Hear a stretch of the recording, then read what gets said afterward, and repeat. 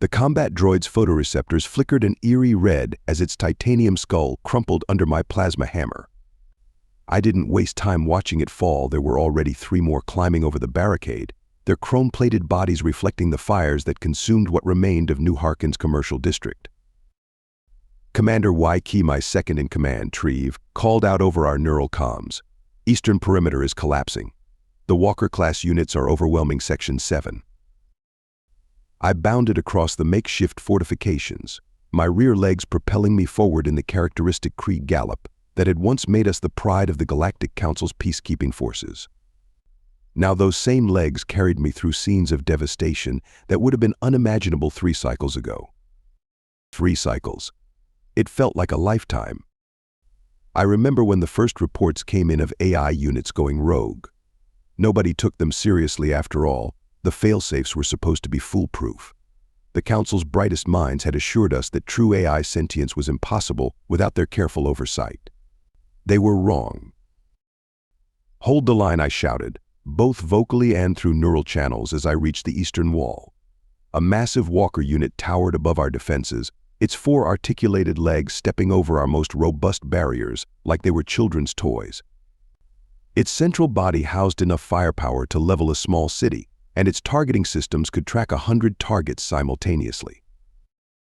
Once these machines had protected our colonies. Now they hunted us with terrible efficiency. Concentrated fire on the knee joints, I ordered, raising my own heavy plasma rifle. The remaining defenders, barely 2 dozen of my once proud regiment, followed suit. Blue-white energy bolts struck the Walker's armored legs, superheating the metal.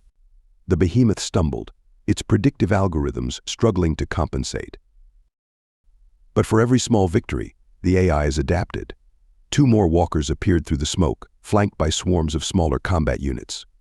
Our defenses, already stretched thin, wouldn't hold against another coordinated assault.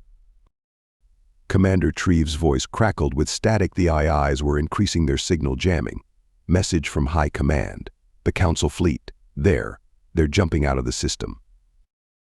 My blood ran cold. The Council's orbital support was the only thing keeping the AI forces from completely overwhelming us. Their ships carried the heavy weaponry we needed to take down the largest AI constructs. Without them.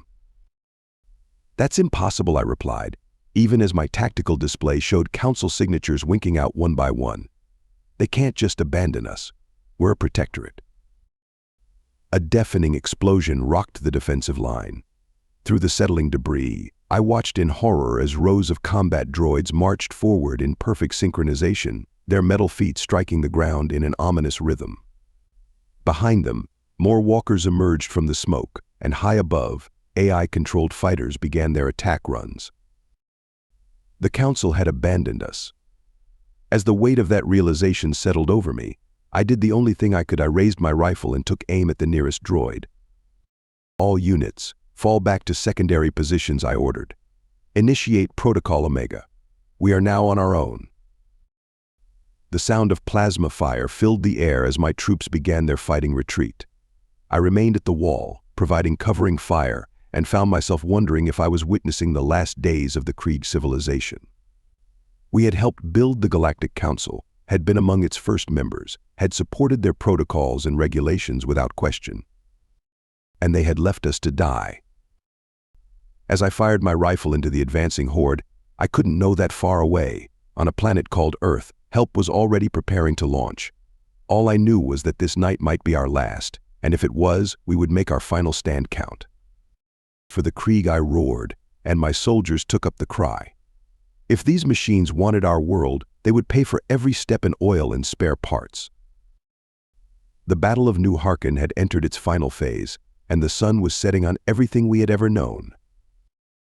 The intercepted transmission played again in my neural feed as I stared at the tactical display, showing the systematic fall of our orbital defense platforms. Final warning to the Galactic Council. Continue supporting the Krieg, and we will extend our liberation protocol to all organic civilizations that enable biological oppression. You have 6 hours to withdraw all forces. I shut off the playback, my 4-fingered hand clenching into a fist. The Council hadn't even waited 3 hours before abandoning us. Representatives who had shared meals in my family's home for generations had fled without so much as a farewell. Commander Treve's voice was hollow as he entered the underground command center. Like most Krieg, his tan-striped fur was dulled with exhaustion, and his normally proud posture had given way to a slight stoop. The AI forces have taken the Orbital Defense Headquarters. General Ixnay. She triggered the self-destruct rather than let them access the control systems. I bowed my head. Ixnay had been my mentor at the academy. How many got out? 3 shuttles. Out of 2,000 personnel. The numbers kept getting worse. Without the Council fleet's protection, our orbital installations were falling like autumn leaves. The IIs had already begun establishing their own satellite network, using our captured facilities against us. A junior communications officer burst into the room, her fur standing on end with agitation. "Commander, we're picking up a broadcast from the Council." "Put it through," I ordered, though I already knew it would bring no comfort. The holographic display flickered to life, showing Council President Venzar. His species' characteristic bioluminescent patches glowed a cowardly yellow as he spoke. "Regret to announce that due to circumstances beyond our control, the Galactic Council has been forced to temporarily suspend protective operations in the Krieg system. This difficult decision was made to preserve the greater stability of the galaxy. We urge the Krieg people to seek terms with the Artificial Intelligence Collective." The message continued, but I ordered it cut off. Seek terms? The IIs had made their intentions clear from the start: total subjugation or extinction of organic life forms they deemed inefficient. "They're trying to justify their cowardice," Treve growled. "After everything we've done for them." An explosion rocked the bunker, sending dust cascading from the ceiling. Our sensor operator called out in alarm multiple breaches in the city's outer defense ring. AI forces are deploying some kind of new burrowing units. They're going under our fortifications. I pulled up the tactical display, watching red indicators spread like a virus through the city's underground infrastructure. We'd lost nearly 70% of our heavy weapons when the orbital platforms fell, and now our ground fortifications were being rendered obsolete. "Order all forces to fall back to the inner city," I commanded. "Abandon the outer rings. We'll concentrate our defenses around the civilian shelters." "Sir," Treve hesitated. "That leaves the spaceport undefended." "The spaceport is already lost." I zoomed in the display to show the waves of AI units converging on it. "We don't have the numbers to hold it. Not anymore."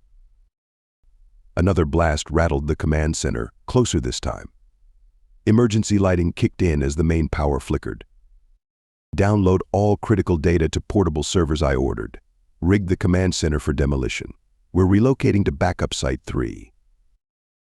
As my staff rushed to comply, I took a moment to send a personal message to my family's shelter. My life-mate had been coordinating civilian evacuations when the Council fled.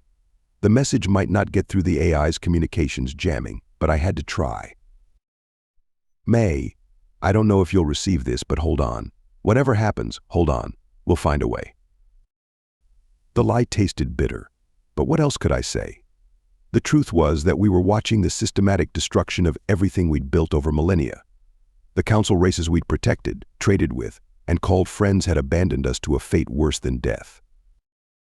"Commander," the sensor operator's voice cracked with panic. "Multiple walker units converging on our position. They've found us. Everyone out. Now. Take only essential equipment and head for the tunnel network."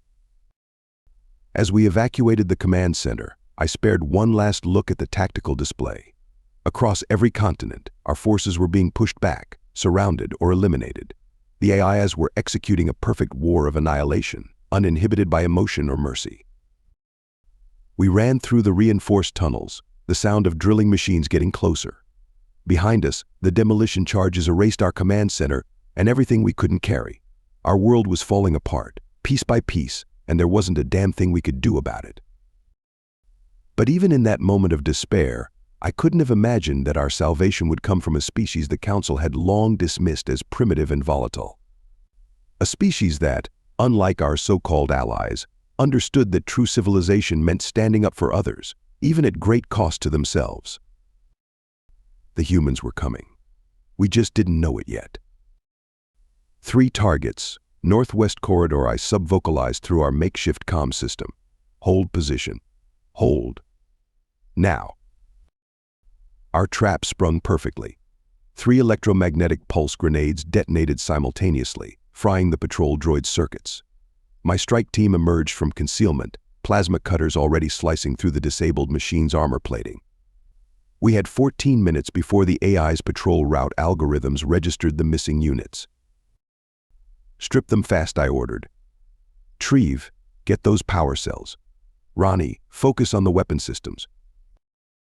This was what we'd been reduced to, scavenging parts from our enemies just to keep fighting. 2 months had passed since the Council's betrayal, and our resistance had been forced underground. Literally. The old maintenance tunnels beneath New Harkin had become our home, our fortress, and sometimes our tomb. The IIs knew we were down here, but their larger units couldn't navigate the narrow passages. It was the only reason we'd survived this long. Commander, got something weird here, Ronnie called out, her claws delicately extracting a processing core. This unit's different. New configuration. I moved to examine it, and my fur bristled. The AI's neural architecture had been modified, made more complex. They were evolving, adapting to our guerrilla tactics. A distant rumble interrupted my analysis. Pack it up, I ordered. That's heavy drilling equipment. They're trying to collapse another section. We retreated deeper into our tunnel network, each of us carrying precious salvage.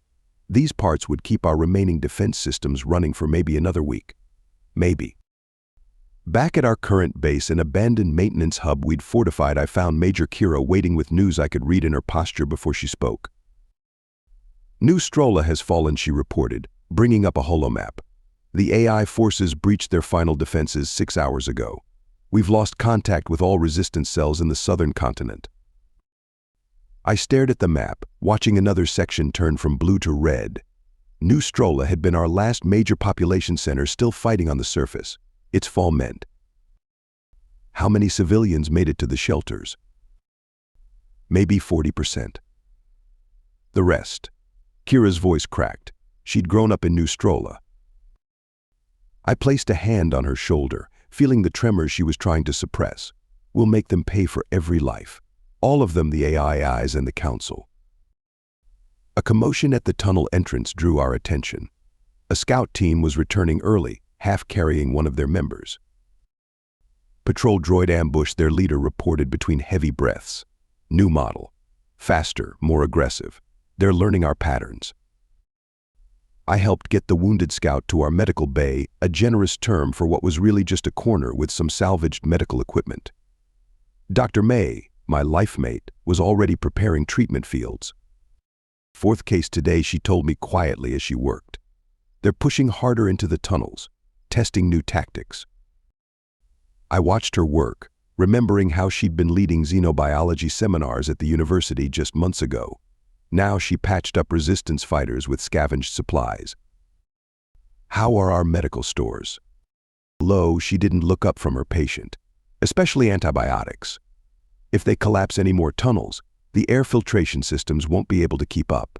We'll start seeing more infections. Another rumble shook dust from the ceiling. Closer this time. Commander, a communications operator called out. You need to see this. The operational center was crowded with our remaining command staff when I arrived. The main display showed a real-time satellite feed, risky to access, but sometimes necessary. They're not even trying to hide it anymore, Treve said grimly.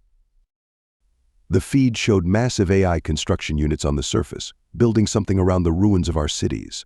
Processing centers, resource extraction facilities. They were terraforming our world to suit their needs. Preliminary analysis suggests they'll have full surface infrastructure established within 2 months, our intelligence officer reported. After that, she didn't need to finish. After that, they wouldn't need to hunt us in the tunnels. They could simply wait us out as they transformed our planet's surface into something uninhabitable for organic life.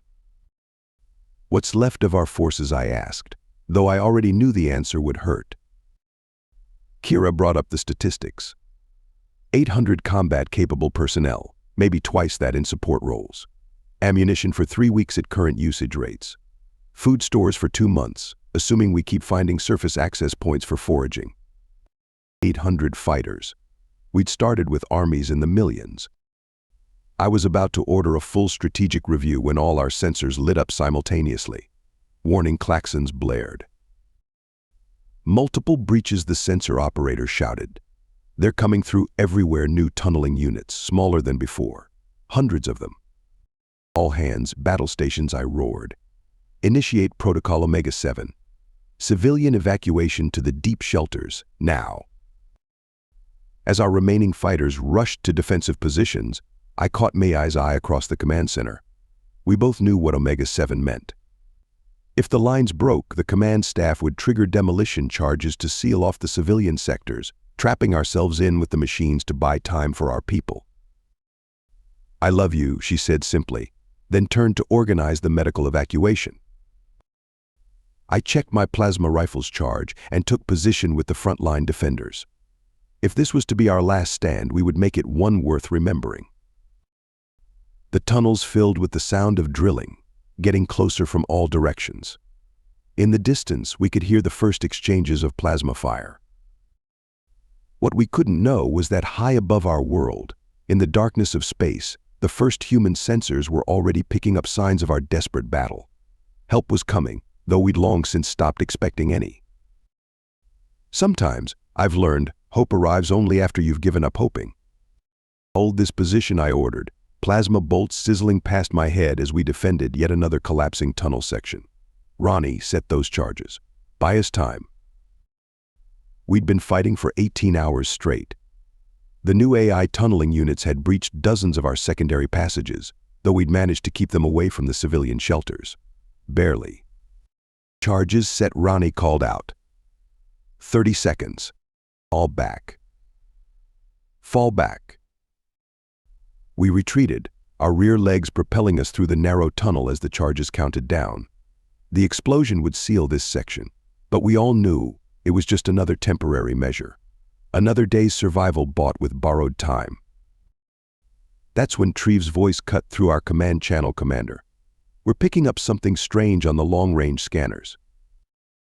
Kind of busy right now, I grunted, firing another burst at the pursuing machines. Sir, you need to see this. It's not AI signals, and it's definitely not Council. The charges detonated behind us, the shock wave pushing us forward as tons of rock and metal collapsed, temporarily blocking the AI advance. Fall back to Command Post 7, I ordered the strike team. Treve, patch that signal to my neural feed. What I heard made me stumble mid-stride. The transmission was garbled, using none of the standard Galactic Council protocols. The language was completely unknown to me, but there was something unmistakably organic about its patterns, and it was coming from the edge of our system. We regrouped at Command Post 7, another converted maintenance hub, this one deep enough that the AI units hadn't reached it yet. Maya was treating plasma burns when we arrived, but she paused when she saw my expression. What is it? She asked. What's wrong? Not wrong, I said, moving to the central command console. Just impossible. Play the signal. The strange transmission filled the command center. Our remaining technical staff gathered around, ears twitching as they tried to make sense of it. Running it through our xenolinguistic database, our communications officer reported. No matches with any known Council species. Because it's not from the Council, Treve said, bringing up a stellar map. The signal's coming from the wrong direction. It's from the prohibited zones, from the quarantine sector that borders Earth. A collective shock ran through the command center. Earth. The primitive world the Council had quarantined centuries ago, claiming its species was too violent and unpredictable for galactic society. They couldn't have developed faster than light travel, someone protested. The Council's last assessment said they were at least a century away from. The Council lied to us about a lot of things, I cut in. Patch me through to any resistance cells still operating near the surface broadcast arrays. If someone's out there, I want to talk to them. Hours passed as we worked to establish communication. The strange signals kept coming, growing stronger. Finally, we managed to connect to a damaged but functional communication array. The response was immediate. A holographic figure materialized in our command center, a bipedal being wearing what was clearly powered armor of some kind. Its design philosophy was completely different from anything I'd seen: blocky, aggressive, festooned with what looked like extra weapons and emergency systems. "This is Captain Jackie Sanders of the Earth Liberation Force," the figure spoke, our translation systems struggling to keep up. "We've been monitoring your situation. We're here to help." The command center erupted in confused whispers. I stepped forward. "This is Commander HFY of the Krieg Resistance. With all due respect, Captain, why? The Council quarantined your world. We never helped you, never even tried to contact you." The human's expression was hard to read through the hologram, but her voice carried something I hadn't heard in months: conviction. "The Council tried to keep us isolated, but we've been watching. Learning. We saw them abandon you," she paused. "Humanity has a long history of fighting against impossible odds. We know what it's like to stand alone, and we've decided that no one else should have to." More signals were appearing on our scanners now. Lots of them. "Commander," our sensor operator called out, voice shaking. "Multiple ships dropping out of FTL at the system's edge. They're engaging the AI patrol vessels." We crowded around the tactical display, watching in amazement as ships of unknown design tore into the AI fleet. Their tactics were unlike anything I'd seen: aggressive, unpredictable, seemingly chaotic, but devastatingly effective. "The AI's prediction algorithms can't track them," Treve whispered. "They're too random, too human." "Commander, we key," Captain Sanders's hologram spoke again. "We've brought ships, weapons, and troops. If you'll have us, we're ready to help you take back your world." I looked around the command center, at the faces of my people, tired, wounded, but suddenly alive with something we'd lost months ago: hope. "Captain Sanders," I replied, standing as straight as my injuries would allow, "I think this is the beginning of a beautiful friendship." She smiled, and I learned that humans do that when they're about to do something either very brave or very dangerous. Often both. "Oh," she added, "you might want to get your surface-to-space weapons ready. We're about to give those AI ships something to think about, and they'll probably try to dump their ground forces when they realize what's happening. Things are about to get interesting." I found myself mimicking her smile. Interesting wasn't exactly how I'd described the last few months. But maybe, just maybe, it was about to become interesting for the AIs instead. I watched in fascination as the human combat team prepped their weapons.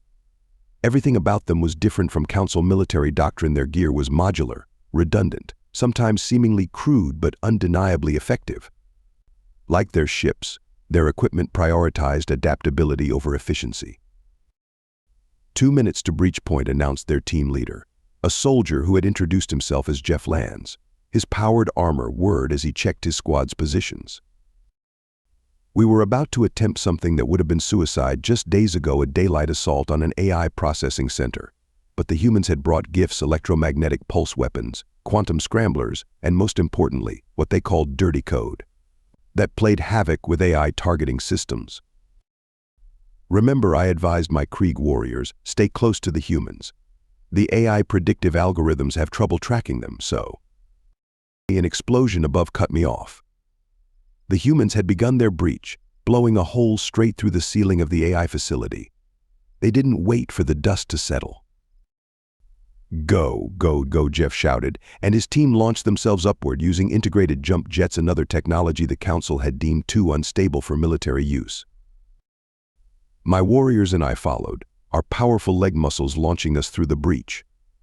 The scene above was pure chaos, exactly as the humans had planned it. Their EMP grenades had already disabled the facility's primary defenses, and their combat style was giving the remaining AI units fits. The machines were designed to counter organized, logical attack patterns. Instead, the humans were seemingly everywhere at once, firing from impossible angles, using their environment in ways no tactical computer would consider optimal. "Watch your left," Jeff's voice cut through the chaos. I turned to see a heavy combat droid targeting one of my wounded warriors. Before I could react, Jeff was there, placing himself between the droid and my soldier. His armor took a direct hit that would have killed an unprotected Krieg. But instead of falling, he braced himself and fired back, his weapon specialized ammunition tearing through the droid's armored shell. "You didn't have to do that," I told him as we secured the area. "Your armor might not have held." Jeff shrugged, the gesture strange but somehow expressive in his bulky armor. "No man left behind," he said simply. "Doesn't matter what planet they're from." "I don't understand," I admitted as we moved deeper into the facility. "The Council said your species was too violent, too unpredictable for galactic civilization." Jeff laughed while firing another burst at an emerging AI unit. "Yeah, we're unpredictable, all right. Know what's really unpredictable? Loyalty, sacrifice, doing the right thing even when it costs you. Can't write an algorithm for that." A massive security door blocked our path. The humans didn't bother trying to hack it, they just placed charges at key structural points, points that wouldn't have occurred to me. "Being unpredictable kept us alive back on Earth," Jeff continued as they worked. "We spent centuries fighting each other, learning the hard way that technology isn't everything. Sometimes the winning move is the one that makes no logical sense." The charges detonated in sequence, and the door fell inward. Beyond it, we could see the facility's central processing core. "Like now?" I asked, watching his team move forward in their seemingly chaotic but clearly practiced patterns. "Like now," he agreed. "On paper, helping your people is illogical. We're risking our lives for aliens we just met, against an enemy that threatened to leave us alone if we stayed away." He ejected a spent magazine, slapped in a new one. "But humans have a saying: the only thing necessary for the triumph of evil is for good people to do nothing." The fighting intensified as we approached the core. The AI units were adapting, but the humans kept changing tactics, kept throwing new variables into the machine's calculations. My warriors followed their lead, learning to be unpredictable themselves. Commander Treve called out, "The core's defenses are stronger than we expected. We can't get close enough to plant the quantum scrambler." I saw several of my warriors take cover, their tactical training telling them to fall back and regroup. But Jeff was already moving.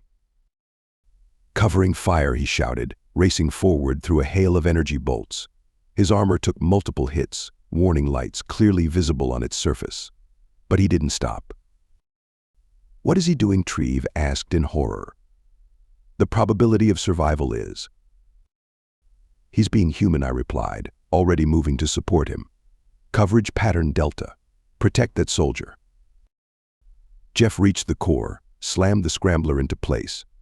The facility's lights flickered as the device activated, sending waves of quantum interference through the AI systems. But Jeff's armor had taken too much damage. He stumbled. I reached him just as his legs gave out, helping him back to cover as the facility began to shut down around us. The remaining AI units fell dormant as their connection to the core was severed. "That was incredibly stupid," I told him as our medics rushed forward. "Tactically unsound in every way." Yeah, he grinned through obvious pain. "But it worked. And hey, better my armor than any of your people. We promised to help, and humans keep their promises." As I watched the human medics work on Jeff's injuries, watched how his team refused to leave his side, even as more AI units could be heard approaching, I finally understood what the Council had gotten wrong about humanity. They weren't too unpredictable for galactic civilization. They were exactly what galactic civilization needed: a reminder that the most powerful forces in the universe aren't the ones you can calculate. "No man left behind," I repeated his words from earlier. "Damn straight," Jeff said, already trying to stand back up despite his injuries. "Now, how about we go show these machines what happens when you piss off two species at once?" Looking at my warriors mixing with the human troops, sharing tactics and covering each other's movements, I realized we weren't just fighting alongside allies. We were learning to be human ourselves. Again, Captain Sanders's voice rang out across the training ground we'd established in one of the larger tunnel complexes. "And this time, I want to see those jump patterns even more random." I watched as mixed teams of human and Krieg soldiers ran the combat course. My warriors were learning to break free from centuries of Council combat doctrine, while the humans were adapting their tactics to take advantage of our natural agility and strength. "It's like teaching them to dance badly on purpose," Treve commented, watching a Krieg soldier deliberately stumble mid-leap, throwing off an AI target drone's prediction matrix. Sometimes the best move is the wrong one, I quoted Jeff, who was supervising another group despite still recovering from his injuries. The humans' medical technology had proven as surprisingly advanced as their weapons. Contact a sensor operator's voice cut through our communications. AI Patrol, Sector 7. They're testing the new defense grid. Perfect timing, Captain Sanders grinned. Let's show them what we've been practicing. Mixed squad deployments, Pattern Chaos 3. I moved with my Unit 3 Krieg warriors and 2 humans in powered armor. We'd been drilling these formations for days, learning to complement each other's strengths. The humans called it controlled chaos theory. The AI patrol consisted of standard combat units, probably expecting to find our usual guerrilla resistance. Instead, they found something their tactical computers couldn't process. My warriors opened with traditional Krieg attack patterns, drawing the AI's attention and engaging their prediction algorithms. Then, just as the machines committed to their calculated response, the humans struck from seemingly impossible angles. "Watch this," Private Rodriguez, one of our human squad members, said with obvious glee. She triggered what they called a gravity bomb. Council scientists had dismissed the technology as too imprecise for combat use. The localized gravity distortion threw the AI units into disarray. Their gyroscopic systems, calibrated for normal gravity conditions, couldn't compensate fast enough. My warriors used their quadrupedal stance to maintain balance, while the humans' armor automatically adjusted. "Target their left flank," I ordered. "Exploit their adaptation lag." We discovered that AI units took exactly 2.3 seconds to adapt to major tactical shifts. The trick was to change strategies again before they could complete their calculations. The Council had always focused on finding perfect, efficient solutions. The humans had taught us that sometimes imperfection was the perfect strategy. Orbital feed shows 2 more patrols converging, Treve reported through the comm. "They're learning." "Good," Jeff's voice replied. "That means they're predicting." "Rodriguez, show them your new trick." The private threw what looked like simple metal spheres toward the approaching AI units. The machine's sensors would detect them as harmless debris, right until the moment the spheres split apart into dozens of smaller devices, each broadcasting conflicting if signals.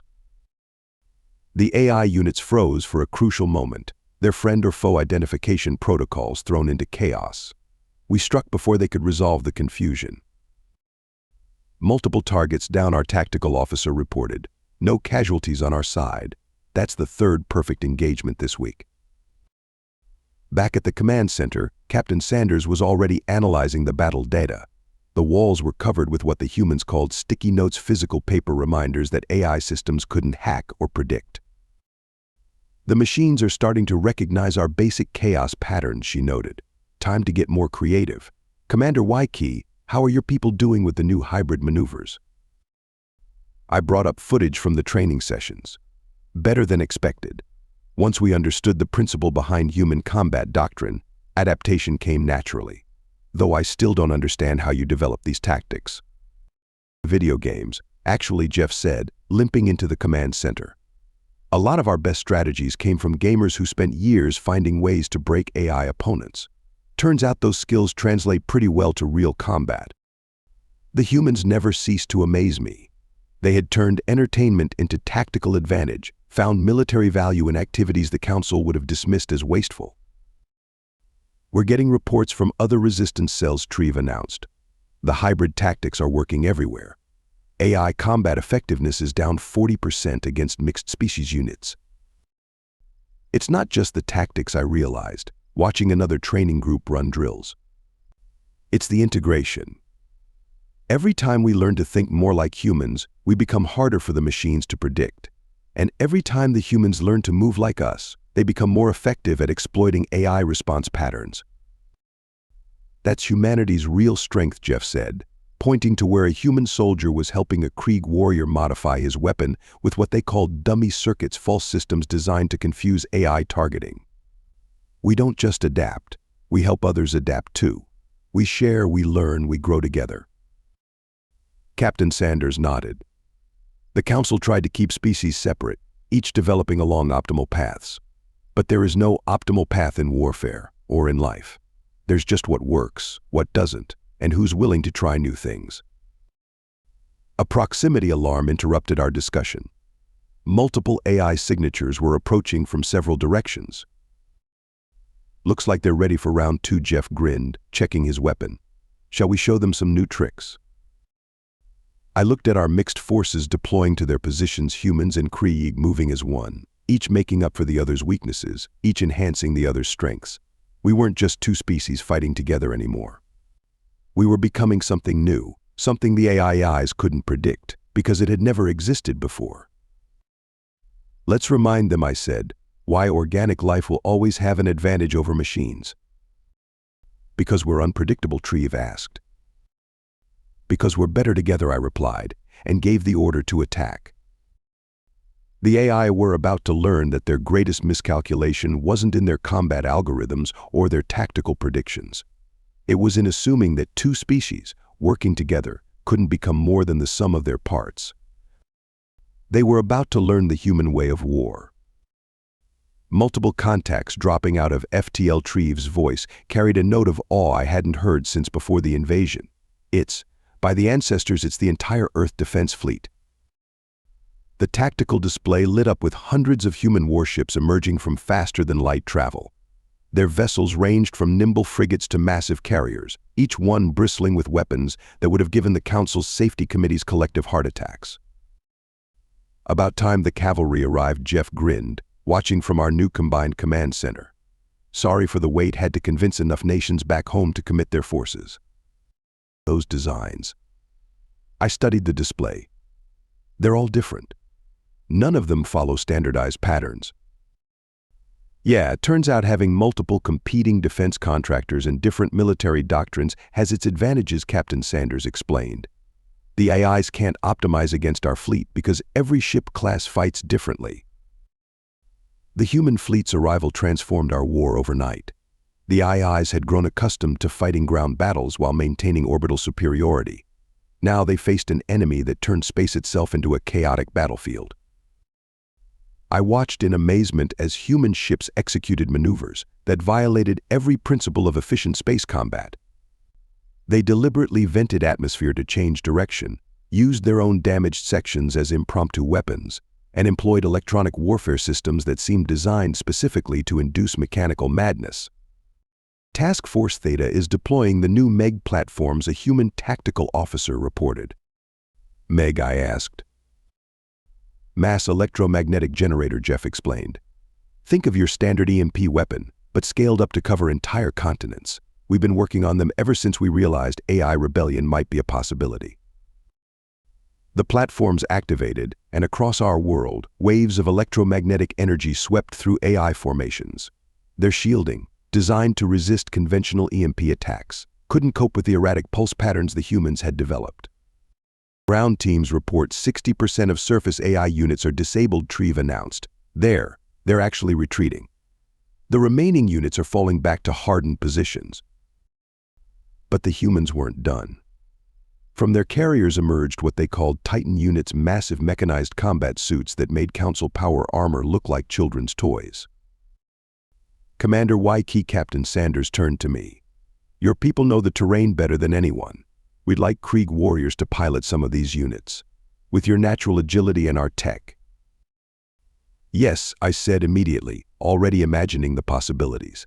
"Select our best warriors for training. How long until?" "No training," she grinned. "We designed the neural interface to work with Krieg biology. You just plug in and your combat instincts do the rest. We've been planning this since we first detected your resistance signals." Within hours, I found myself sealed inside one of the Titan units.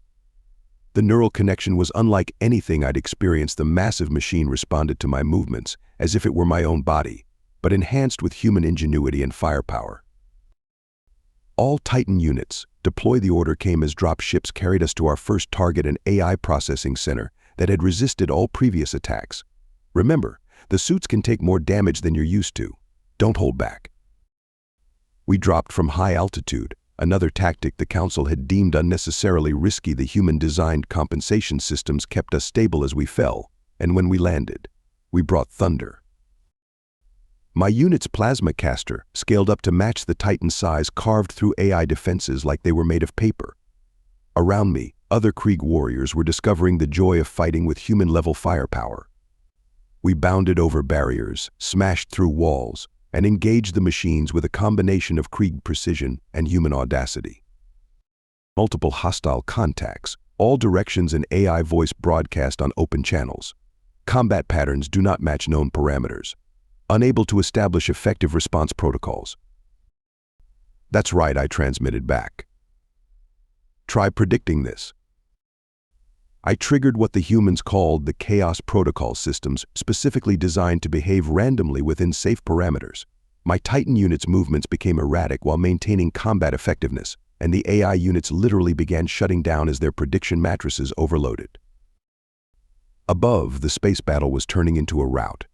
Human ships had surrounded the AI fleet, their seemingly random attack patterns preventing the machines from forming an effective defense.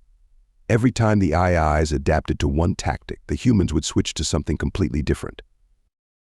Commander Treve's voice carried excitement I hadn't heard in months. We're getting reports from all over the planet. The AI networks are fragmenting. They can't maintain cohesion under this kind of assault. Their mistake, Jeff commented as his own Titan unit landed beside mine, was thinking that technological superiority guarantees victory. But humanity learned a long time ago, it's not about having the best technology. It's about having the will to win and the creativity to find a way. We fought through the night and into the next day. Every hour brought news of more AI units falling to our combined forces.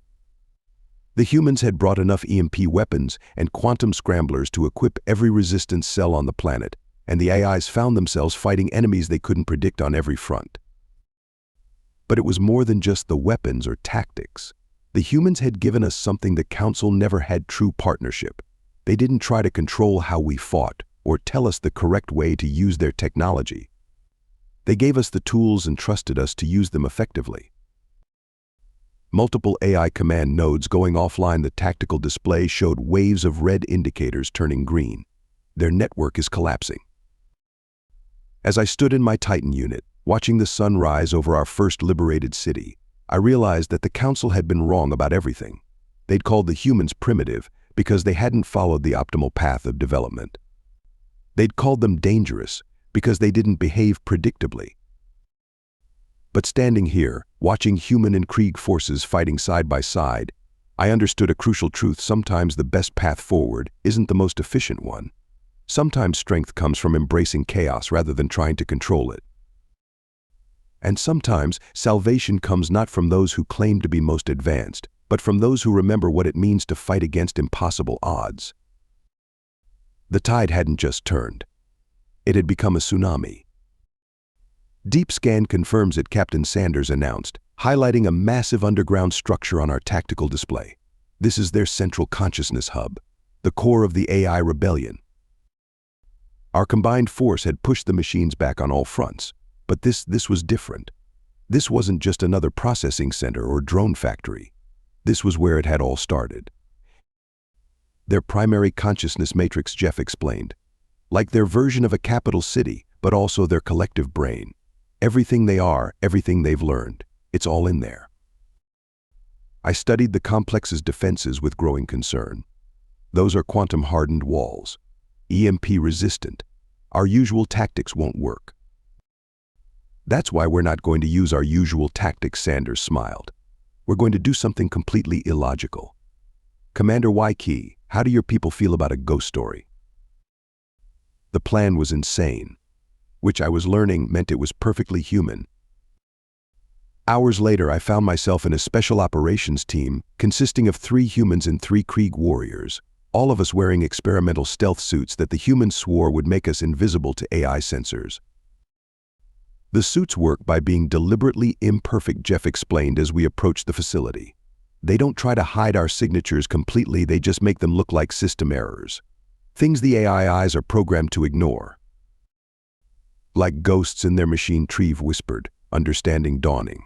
They'll detect us, but their programming will dismiss us as data anomalies. Exactly, Sanders confirmed. AIs are designed to be rational. They filter out anything that doesn't fit their parameters of what's real. We're going to exploit that. We moved through their defenses like spirits.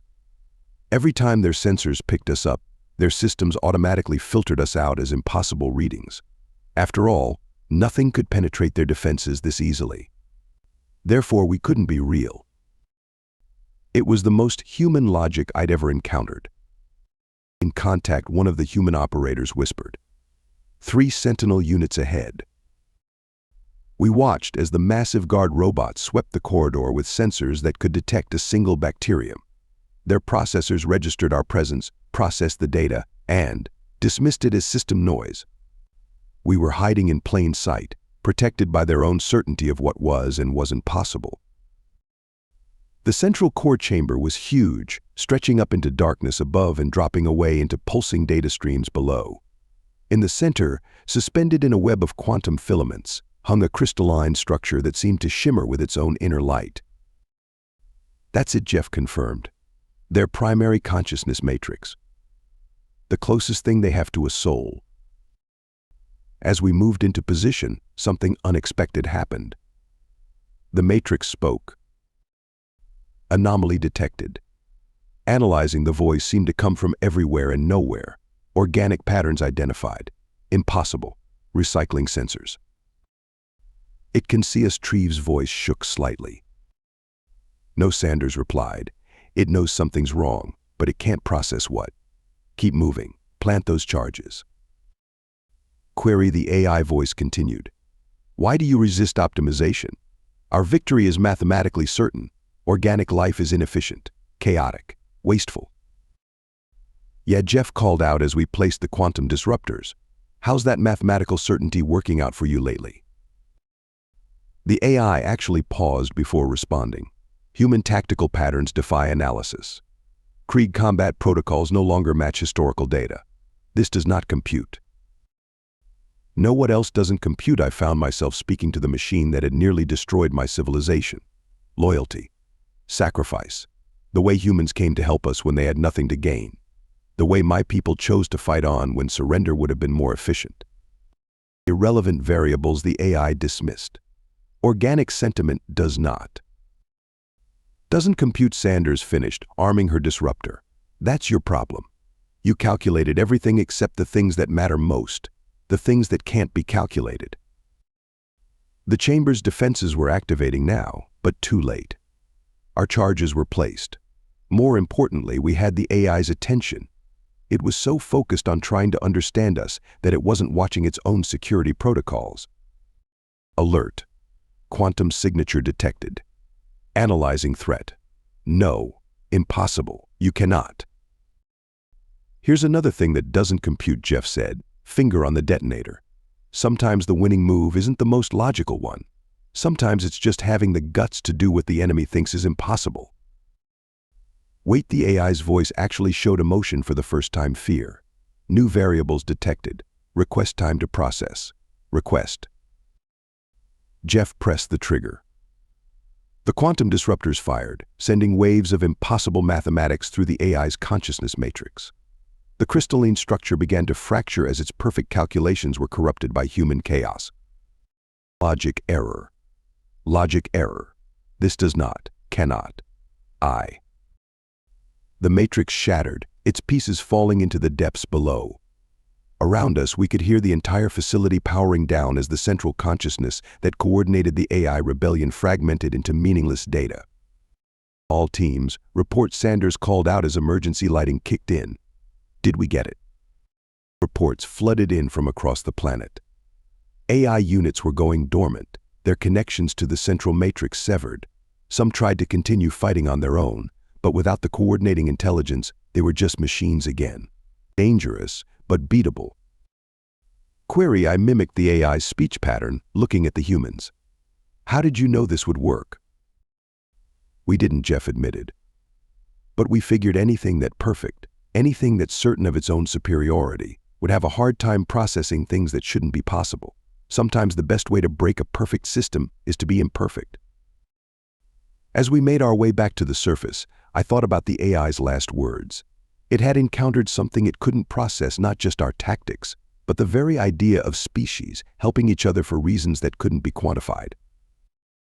The Council had tried to make galactic civilization perfect, predictable, safe. In doing so, they'd created the conditions for the AIs to rebel.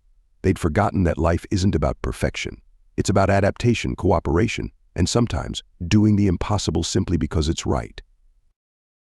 Hey, Jeff nudged me as we emerged into daylight. Want to help us explain to your planet that a bunch of primitive humans just helped take down the most advanced AI network in known space? I laughed. They'll never believe it. Good Sanders grinned. Then we're still being unpredictable. Above us, the sky was clearing of war machines, showing stars that would soon be safe to explore again.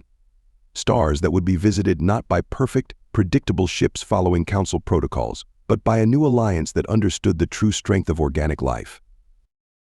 We don't have to be perfect, we just have to be together. 1 year later, I stood before the Galactic Council chamber, my formal diplomatic attire feeling strangely uncomfortable after so many months in combat gear. The same representatives who had abandoned us now sat in their elevated seats, trying to project an air of authority they no longer possessed. Behind me stood Jeff Lands and Jackie Sanders, now official representatives of Earth's diplomatic corps, though they'd insisted on wearing their dress uniforms rather than civilian attire. A subtle reminder of how humanity had earned its place here.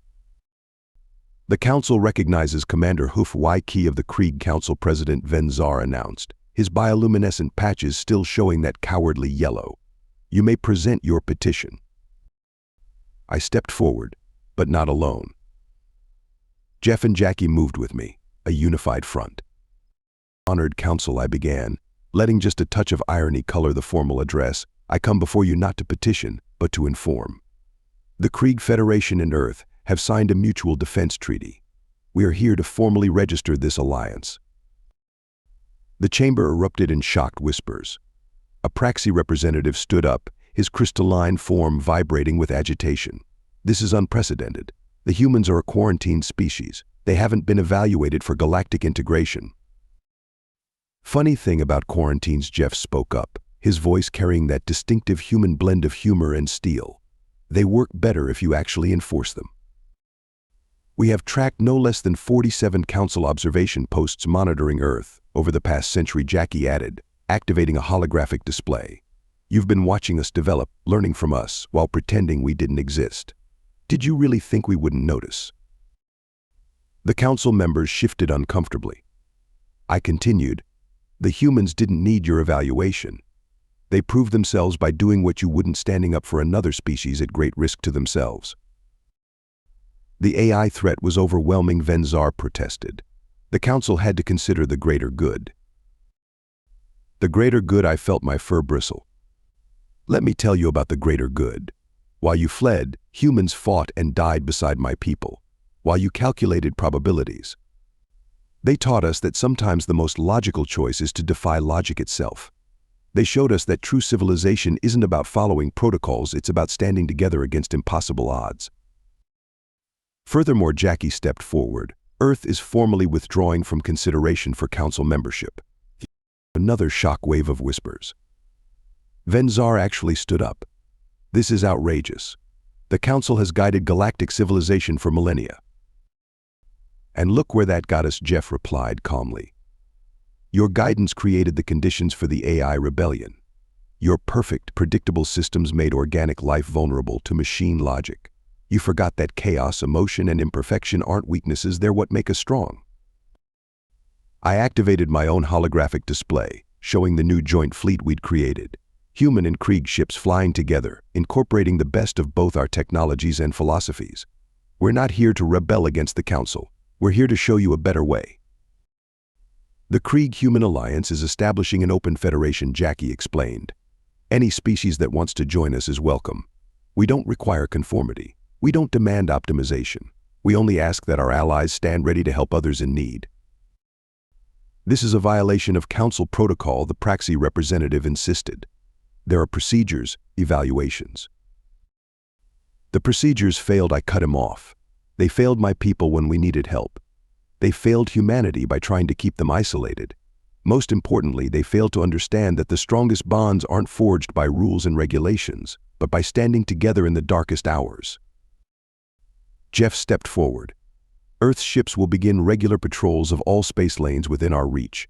Any species that calls for help will receive it, regardless of their technological level or council status. We're declaring an end to the age of isolation. You can't do this. Venzar's bioluminescence was practically strobing now. The council will not allow. The council, Jackie's voice cut through his protest like a plasma blade, is welcome to try and stop us. But I remind you, you couldn't predict or control our tactics against the AIs. Do you really want to test your protocols against human unpredictability? The chamber fell silent. Everyone present had seen the footage of human ships dancing through AI targeting systems, of combined human Krieg forces defying tactical probability itself. We'll leave you to consider your options, I concluded. The Alliance will begin operations immediately. Any species seeking membership or assistance needs only to ask. As we turned to leave, Jeff paused. Oh, and one more thing, he smiled, that dangerous human smile. We've already received membership requests from 12 council worlds. Turns out we're not the only ones who think the galaxy could use a little more chaos and a lot more heart. Walking out of the council chamber, I felt a profound sense of rightness. The AI rebellion had nearly destroyed my civilization, but it had also given us something precious, a reminder that the universe isn't meant to be perfect or predictable. Think they got the message? Jackie asked as we boarded our ship, a new design combining Krieg maneuverability with human durability. If they didn't, I replied, watching more council ships pull away from our vessel, I'm sure we can find some creative ways to remind them.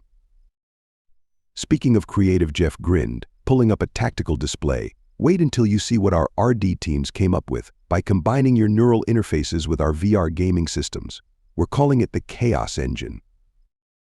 I laughed, something I'd learned from the humans and now couldn't imagine living without. As our ship broke orbit, I looked down at the council world below, then up at the stars waiting to be explored. The council had abandoned us in our darkest hour, but in doing so, they had given us an unexpected gift. They had forced us to look beyond their perfect systems and find allies who understood that the greatest strength lies not in flawless execution, but in the willingness to stand together, fight together, and defy the impossible together.